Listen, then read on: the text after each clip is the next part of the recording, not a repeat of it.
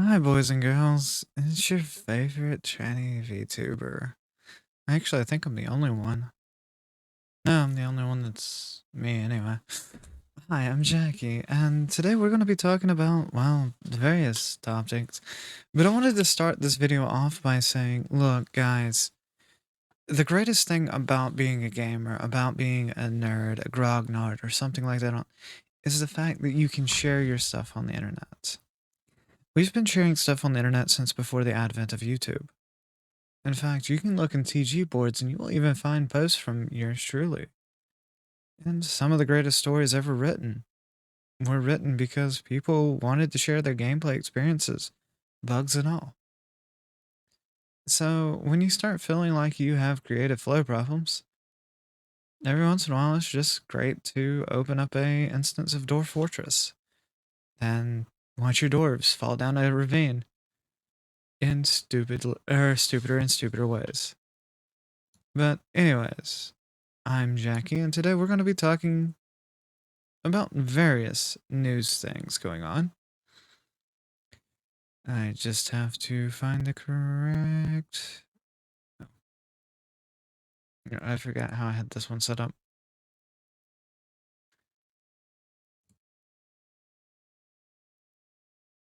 Look at this. I'm over to the side. It's amazing. And it didn't break! Although you can see everything that I have pulled up. But that is a side effect of being me. So, John Carmack resigned consulting post at Meta. Now, for those of you who do not know, John Carmack is one of the masterminds behind the hit game series Doom. He is also one of the founders of id Software. I know I'm talking faster than my VTuber mouth can move, but that happens sometimes. It really does. I'm sorry, guys. Not always the best. Tonight we're gaming and metaverse leaders. Oh, wait. Now, I don't have an Oculus, but both of my little siblings do. I don't have an Oculus because, well, simply put, I'm putting money into making better content for you guys, and that's eating up a lot of resources. John Carmack, the programmer who brought us Doom, Quake, Oculus Meta, and virtual reality products, has resigned from his executive consultant post for virtual reality at Meta. Could that be because Meta's virtual world looks kind of like a Wii?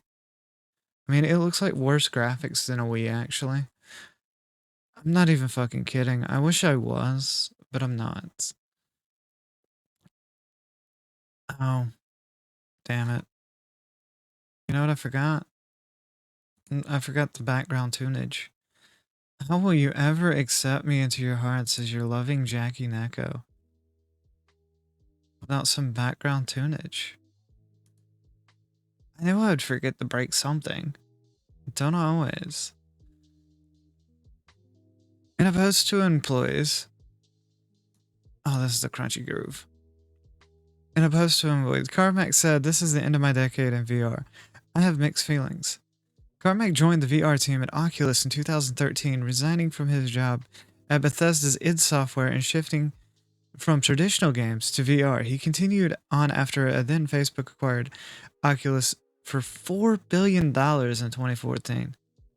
4 fucking billion. That's a lot of money. I wish I had $4 billion. You know what I'd do with $4 billion? Well, I'd be setting up a studio for my more creative friends. So that, you know, we could provide more than just gaming content. We could provide a magnitude of things. Because, yeah, that's actually what I want to do with my life. He continued on after then Facebook... yeah, I read that. He stepped down from the CTO role of Oculus for the consulting role.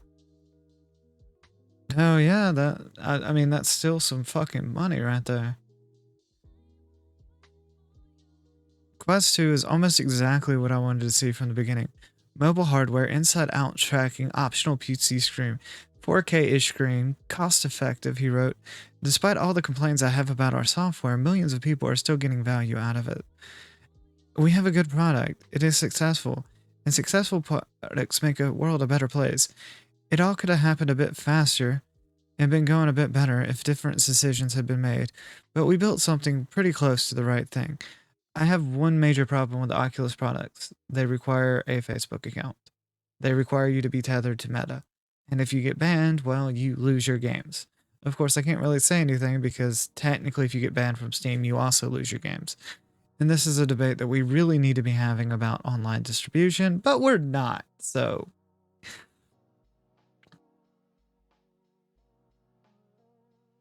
look at that. Look at that nerd. That pot smoking nerd. Yeah. Yeah. Dudes. Yeah. He said the issue with the company was the company's efficiency. He said that an organization that has only known inefficiency is ill prepared for the inevitable competition or belt tightening. But in reality, it's more the personal pain of seeing a 5% GPU utilization number in production. I'm offended by it. In a Facebook post, Carmack said, "It's overly pedantic here." I mean, yeah, that's about right. Facebook's a horribly inefficient place. So is Google, so is many other tech sites. They're extremely inefficient. I mean, I've toured a lot of those places and I can tell you I wouldn't want to work for any of them. Carmack said, "We have ridiculous amount of people and resources, but we constantly self-sabotage and squander effort. There is no way to sugarcoat this, but I think our organization is operating at half the effectiveness that would make me happy. Some may scoff and contend that we are doing just fine, but others will laugh and say, half? Ha, I'm at a quarter efficiency," which is probably closer to being true, actually. He said it was a struggle for him, and even though he has had a voice at the highest level, he feels like he should have been able to move things along. He said it's never been able to kill stupid things like before. They cause damage or set a direction, and I have a team actually stick to it. He calls this self-inflicted and has never or as he never did move to Menlo Park where Meta is based. But he said he was busy with programming and probably would have lost leadership battles anyway. Which, I hate to tell you this, a lot of people that are leaders in the old guard don't really have say much anymore. I know a lot of you people want to blame, like, people that design games that moved on to, like, EA, Meta, Amazon, but a lot of times their hands are tied. They're put in this position where they make a lot of money, but they can't really do anything. They don't affect the direction or the arts or the changes of the game. Enough complaining, he said.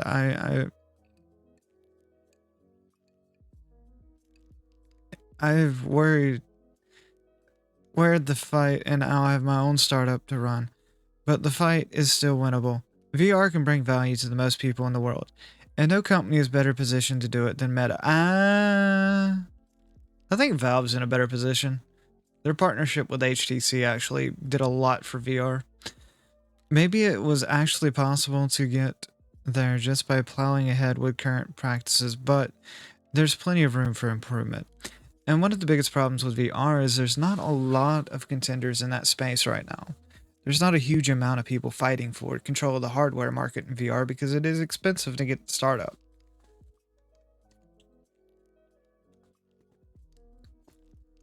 I needed some water. Sorry, guys.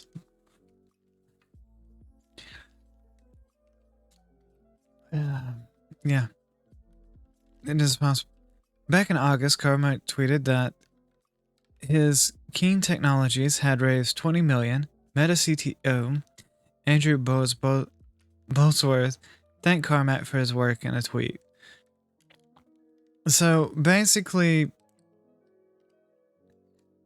Carmack often criticizes his boss in internal and external communications. He's also blasted Bethesda's owner, ZeniMax Media, which acquired id Software in 2009. ZeniMax and id sued Oculus and Oculus' former founder, Palmer Luckey, in 2014 for allegedly misappropriating trade secrets. The complaint called out Carmack's role in helping Oculus while he was still working for ZeniMax. The lawsuit was settled in 2018. So, yeah, no, that is actually probably one of the best looks into what goes on in the gaming industry these days.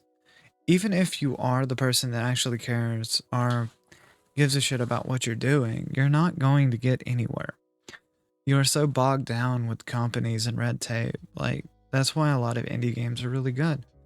That's why a lot of times in my off time I'm playing Dwarf Fortress or some early access title by some no-name studio. Because I actually generally have fun with those games. I haven't had fun with a AAA game in a while. And that's just the nature of the beast right now.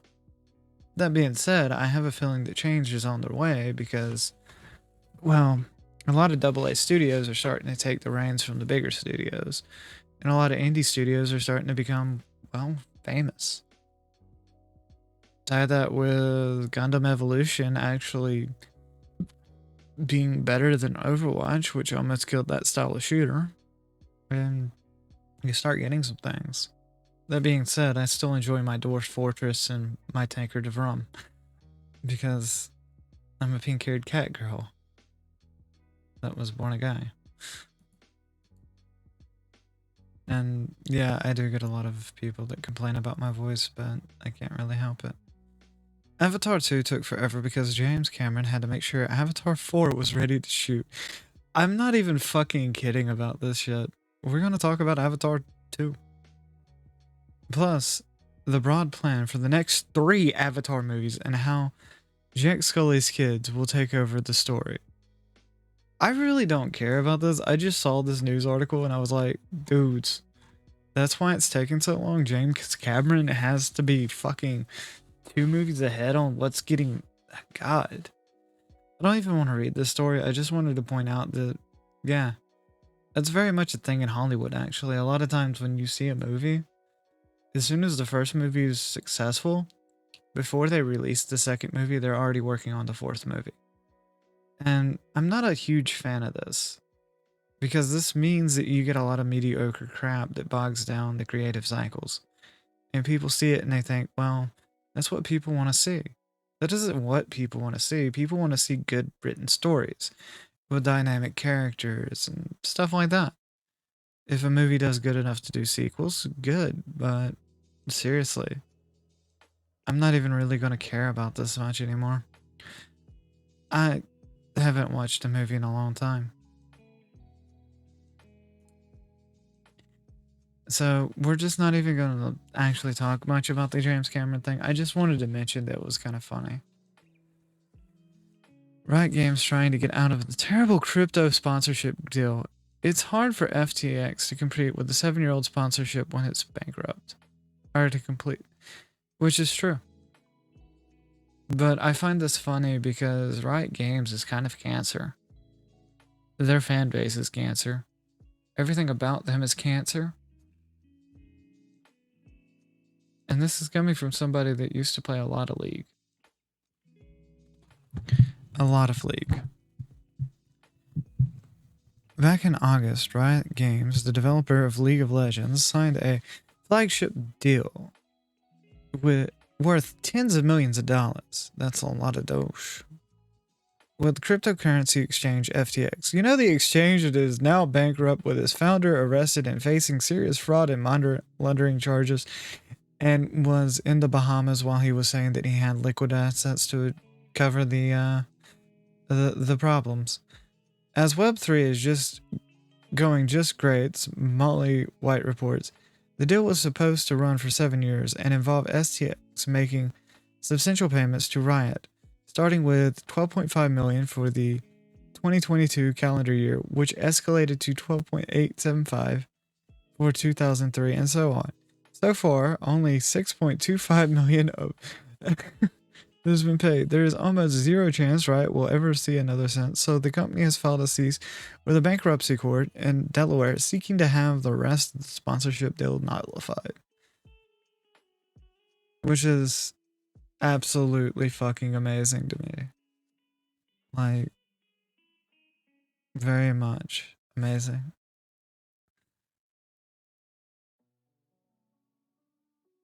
In strictly business terms, it is perfectly understandable. As Riot pointed out in their filing, FTX has declared bankruptcy, which should send the whole deal straight into the bin.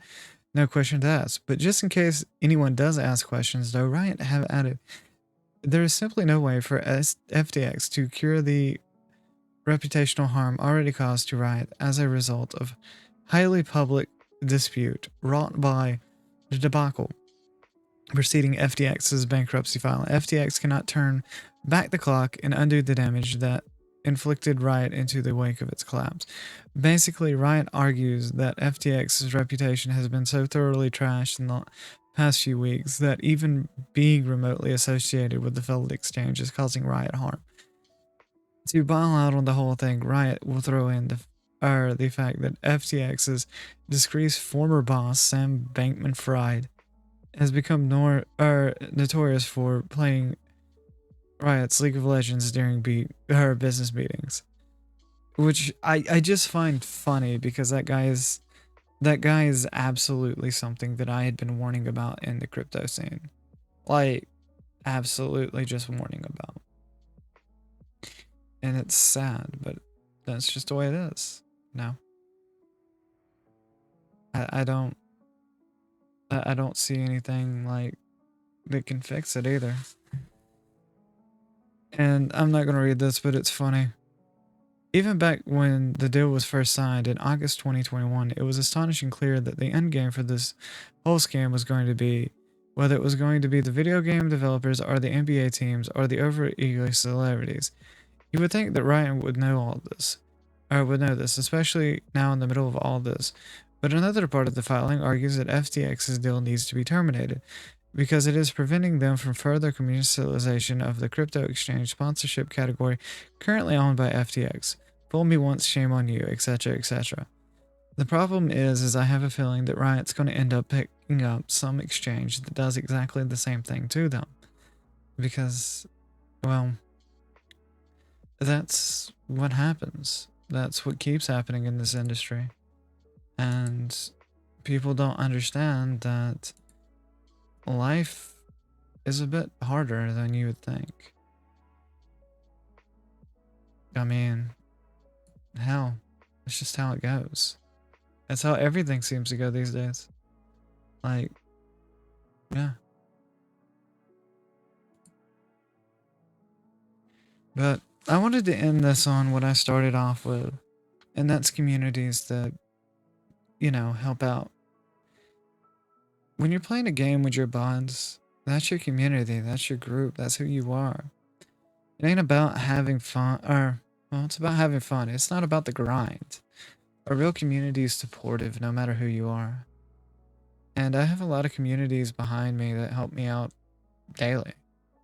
A lot of you don't realize that. One of the public communities that I only get to engage with people on the weekend is, is the Black Pets Legion Ox, which is probably one of the funnest communities I've been around. Yeah, sure, it's got its problems. All communities do. Another community that I hang around is actually my bud, Captain Kibbs.